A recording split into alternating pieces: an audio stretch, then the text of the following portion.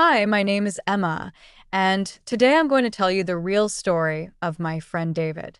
It's a story about how the glittering promise of crypto turned into a nightmare of betrayal, greed, and left him with literally nothing, not even a roof over his head. I'm telling you this because people need to see the human cost behind the hype and the headlines. David wasn't just some reckless gambler. He was brilliant, a software engineer who understood blockchain inside out. He worked hard, saved meticulously, and like a lot of us back in the boom times, he poured his savings into cryptocurrencies. He wasn't all in on meme coins.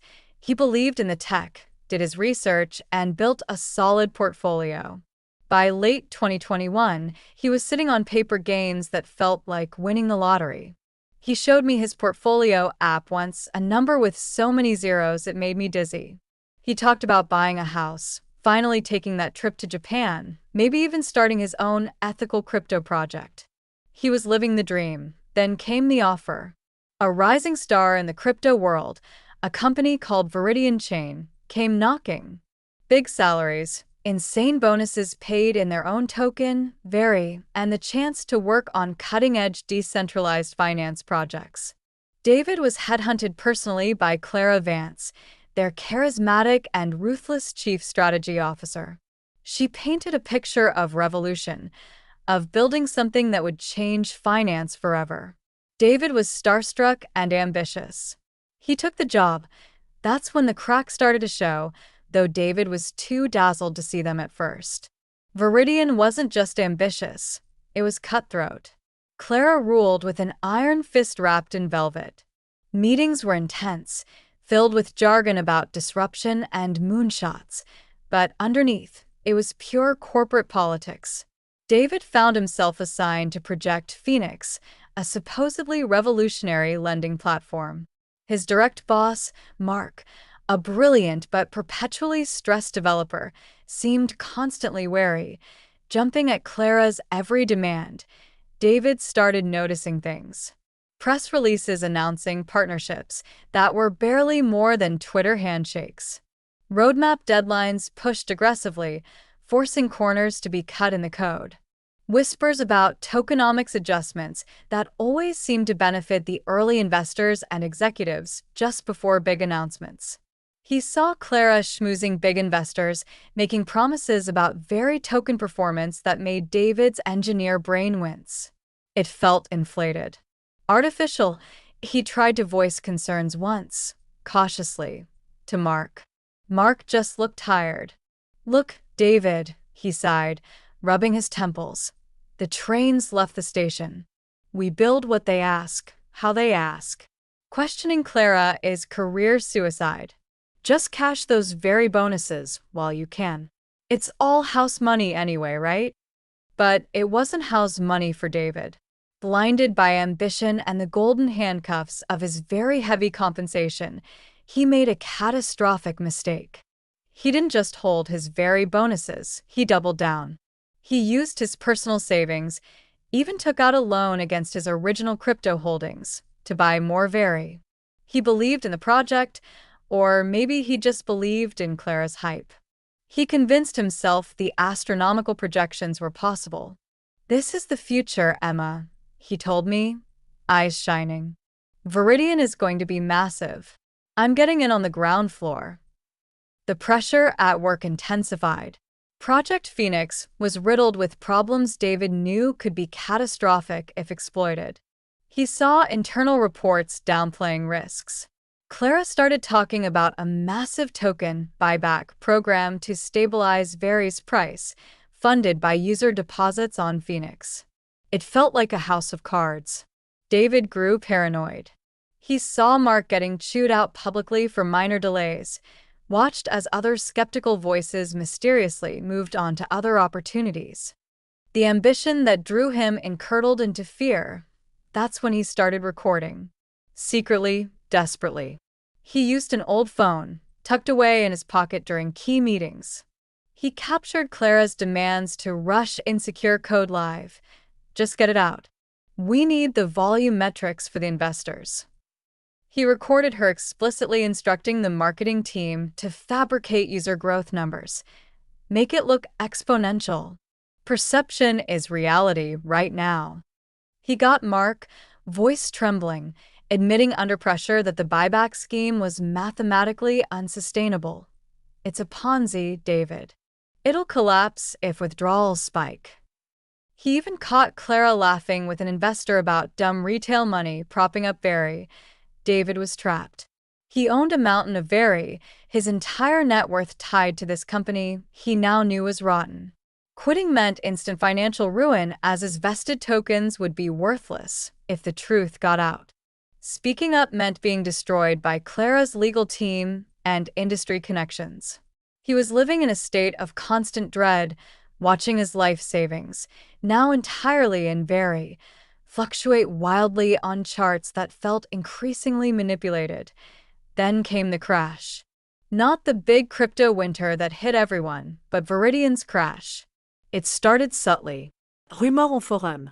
A few sharp-eyed analysts questioning Phoenix's reported yields. Then, a minor technical glitch on the platform caused a brief withdrawal pause. Panic, amplified by social media, spread like wildfire. Withdrawal requests flooded in, triggering the exact scenario Mark had feared. The buyback fund was instantly overwhelmed. Very token price didn't dip, it plummeted. 50% gone in hours. Then 70%. Then 90%. David watched, numb, as his phone screen showed his net worth evaporating. The loan he'd taken out? Called immediately.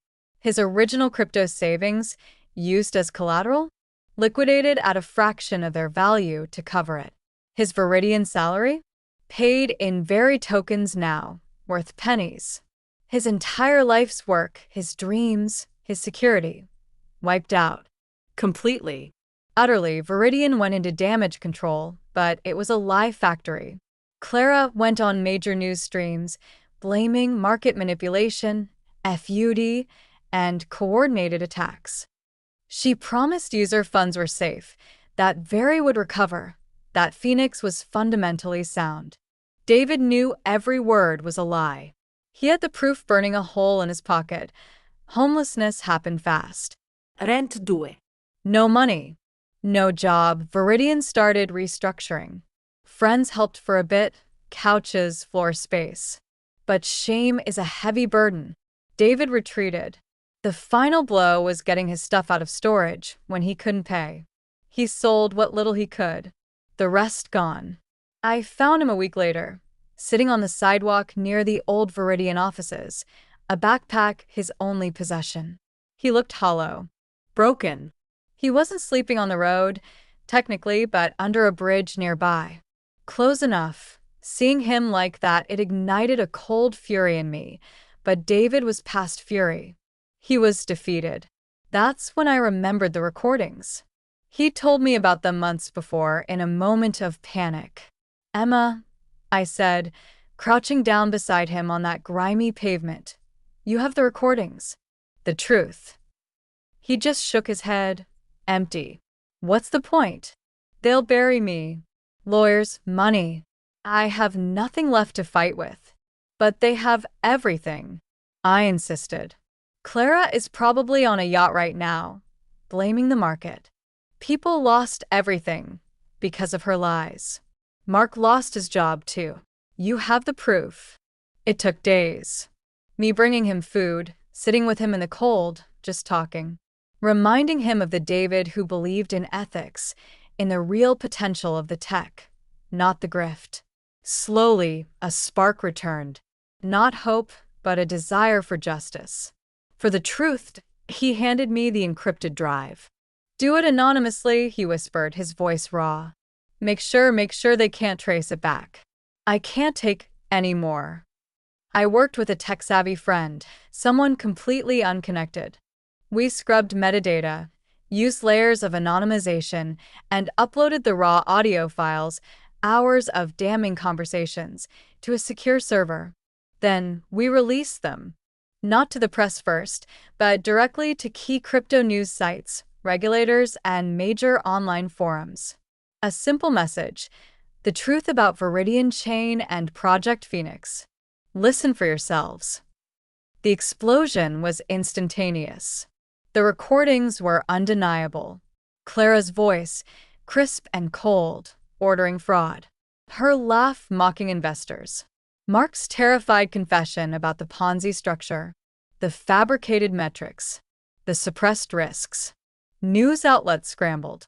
Regulatory bodies launched emergency investigations. Viridian's website went dark. Very token price hit absolute zero. Trading halted. Clara Vance was publicly fired, then arrested within days, facing multiple counts of fraud and securities violations. Mark cooperated with authorities, securing some immunity. Other executives fled or were charged. The House of Cards collapsed spectacularly, its foundations exposed by David's secret recordings. David watched it unfold from a public library computer. I was beside him.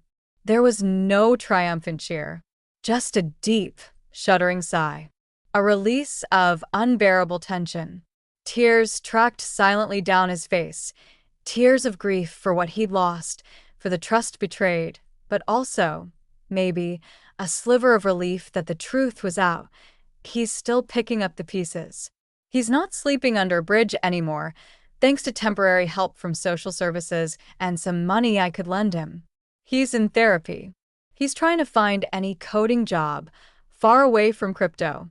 The legal battles rage on, and he might see some restitution years down the line, but it won't bring back what he lost. The ambition that lured him in, the corporate politics that thrived on lies, the betrayal by leaders he trusted, it cost him everything. But in his darkest moment, trapped by the very system he helped build, he found the courage to hit record. That tiny act of secret defiance, born of desperation, became the pin that popped the bubble. It didn't give him back his money or his home, but it stole Clara Vance's future and exposed the rot. Sometimes, when you've lost everything, the truth is the only thing left you can give. And sometimes that's enough.